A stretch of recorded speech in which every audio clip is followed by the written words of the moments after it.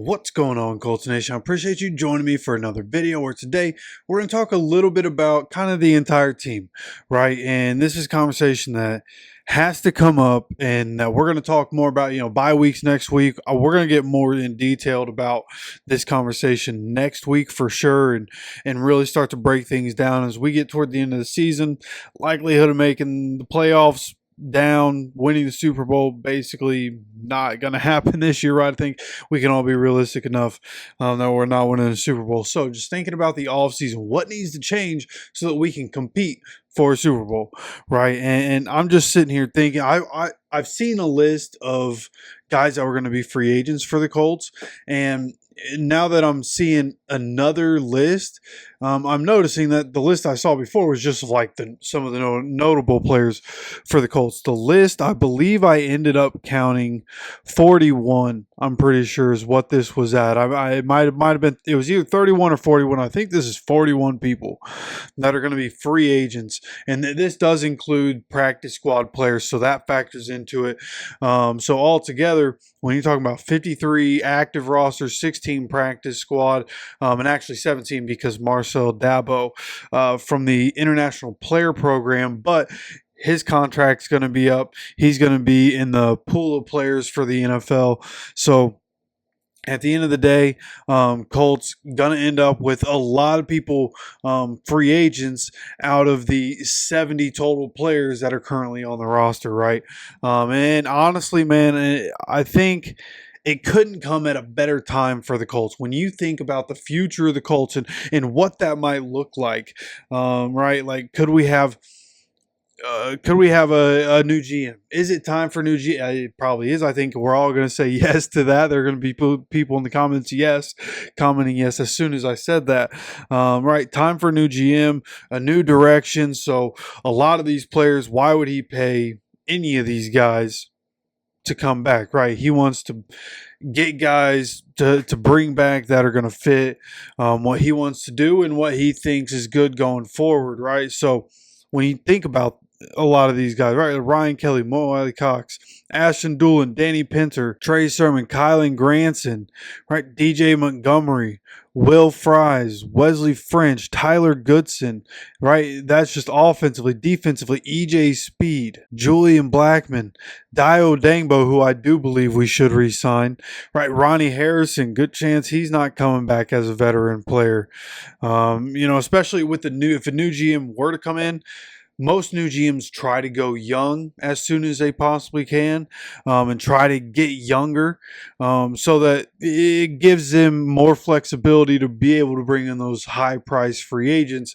And typically, when you're getting a new GM, you're usually in the market for a new quarterback. That's usually just how that goes. We are not. Okay, we have Anthony Richardson. Development looks like it's working out on and off the field. Things coming together and working out. We just got to build the team around him, right?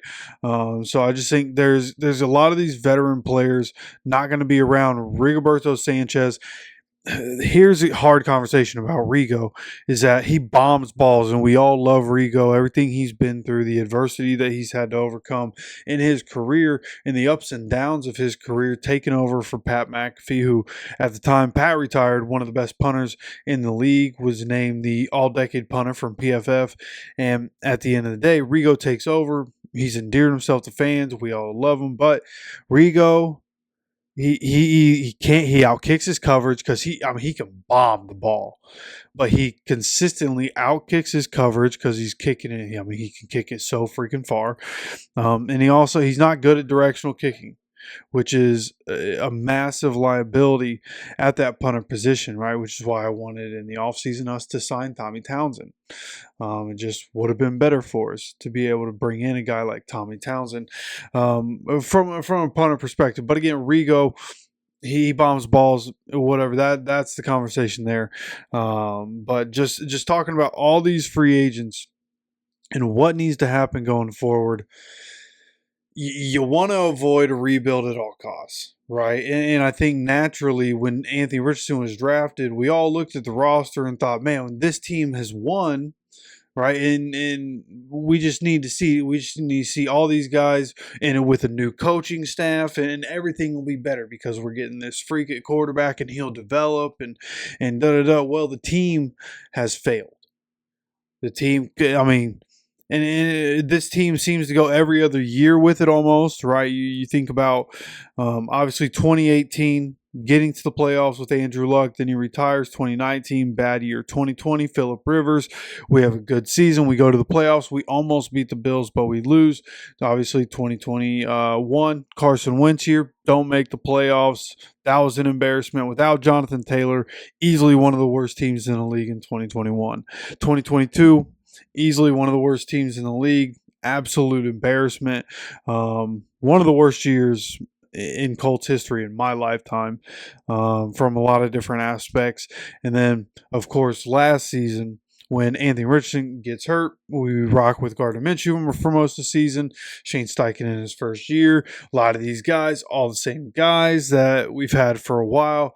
And with Gardner, we win 9 games. So we all had high hopes, me included. I thought we were going to win 12 games this year. I looked at our schedule, especially this back part of the schedule, like, yeah, we can definitely win all these games, and thought we'd be able to get ourselves up to 12 wins, despite how kind of loaded the front part of our schedule was. So with that not being the case, just seeing over time different parts of the team that just nothing's good enough. Nothing's good enough. The offensive line, you can see these young guys are going to be the future. Dalton Tucker's definitely going to take some work, but when you're talking about Gonçalves and you're talking about Bortolini, these guys are the future. Quentin Nelson, for most of the season, has really been the old Quentin Nelson, really good this year. And really, I mean, it's got to be somewhat rebuilt. We've always, for years, we've had the most money spent on the offensive line, so you got to rebuild that. Now we are good at wide receiver, and there's some other conversations that need to be had at wide receiver. What are we going to do in the offseason? What options do we have? How should we go about building the team around Anthony Richardson in the offseason? Again, we'll continue to talk about it. But the receivers, there is going to be some conversation that's got to be had about the receivers. And then the running backs, right? Who are you going to get? You went ahead, you kept Goodson and you kept Sermon. You didn't draft Braylon Allen when you had the chance.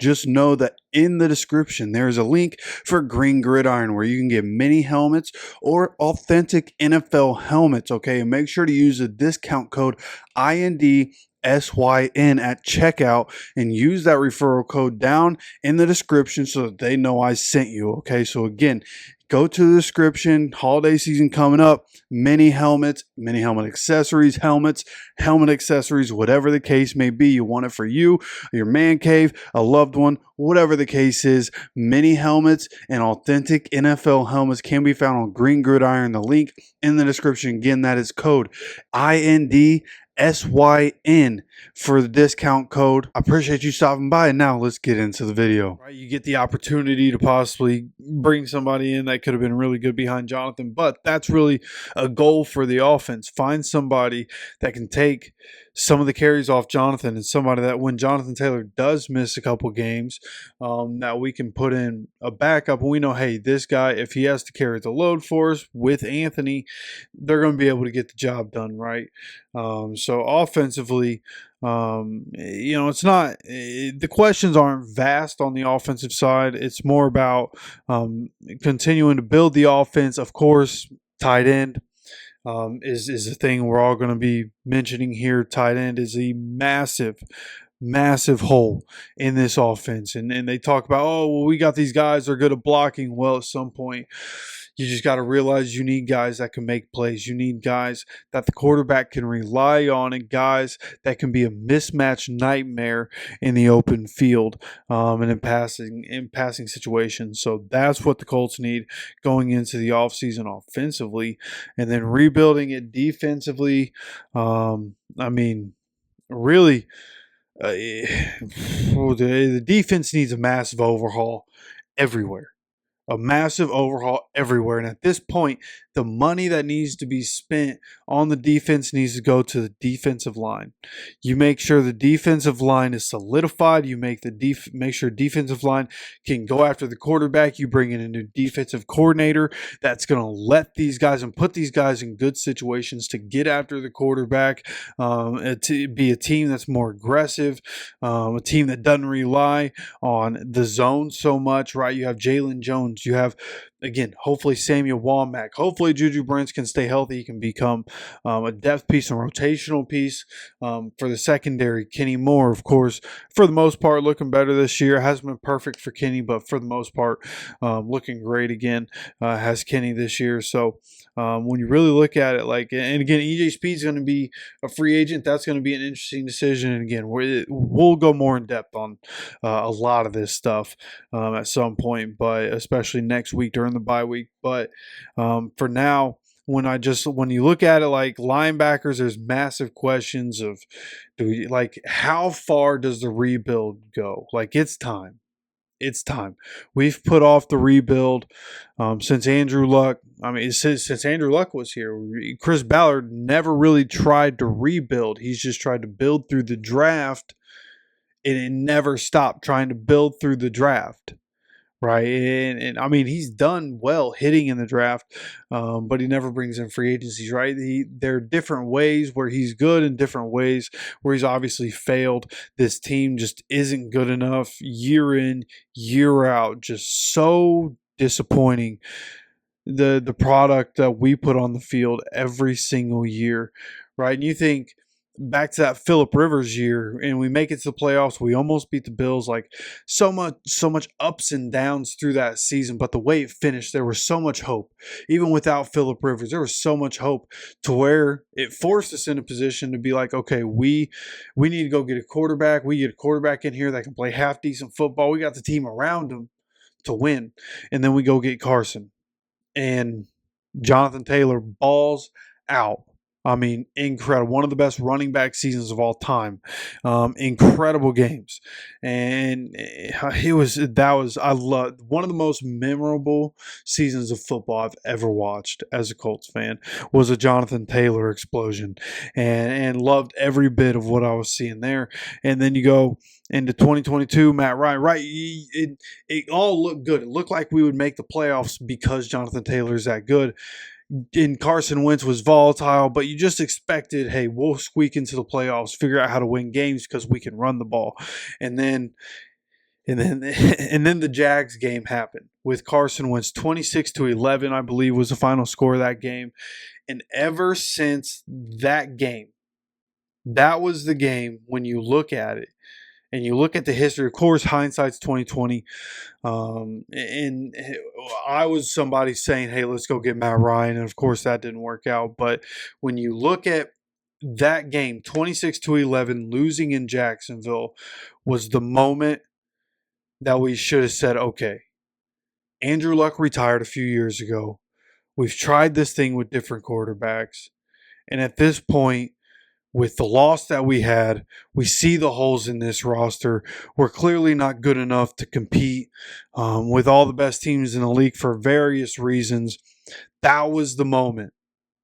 It should have been rebuilt. New coaching, right? Offensive, defense. Everybody should have been out. Whole new coaching staff comes in. That should have been the moment you strip the roster as much as you possibly can, and you start to rebuild it, and do as much selling as you can, and try to find your way, in the draft. Sell off a bunch of veterans and different guys, younger guys, and get some mid to late round picks. And just as you're in the draft, as the draft is going, boom, just work your way up. Go into the first draft with 14, 15 draft picks, but actually only end up with 9 or 10 because you traded up, got some better players, got a bunch of money. So in free agency, you were able to bring in some veteran players, and it's just where we're at now is a product of trying to stay relevant. And in doing so, Chris Ballard has taken a lot of heat over the years, and I've defended him. I still will. I think the decision to try to win with, I guess some people were more realistic than me. But I just think over time there have been signs of this team being really close. We just didn't have the guy to get us over the hump. But looking back on it, I think looking where the Colts have been since Andrew Luck retired, and this would be its own conversation. Looking back on it, though, since Andrew Luck retired and where we've gone and how it's been since he retired, and the teams that he had to lead during his time here in Indianapolis, boy, he might have actually been the best quarterback to ever live. I don't know if that's hyperbole. The roster, even Bruce Arians has said that Andrew Luck took the worst team that he's ever seen, the worst roster he's ever seen, took it to the AFC Championship. That's what Bruce Arians said. And I mean, Ryan Grigson wasn't perfect in the draft. One of the worst drafting general managers of all time. Like, hit rate might literally be the worst of all time. Crazy when you go back and look at it. And we did on this channel. If you didn't see that video, go search for it. We did talk about that at one point, about how historically bad Ryan Grigson was. But nonetheless, when you think about it, we won more under Ryan Grigson because Andrew Luck was that dude. And of course, we're at a point right now where Anthony Richardson trying to develop into being that dude.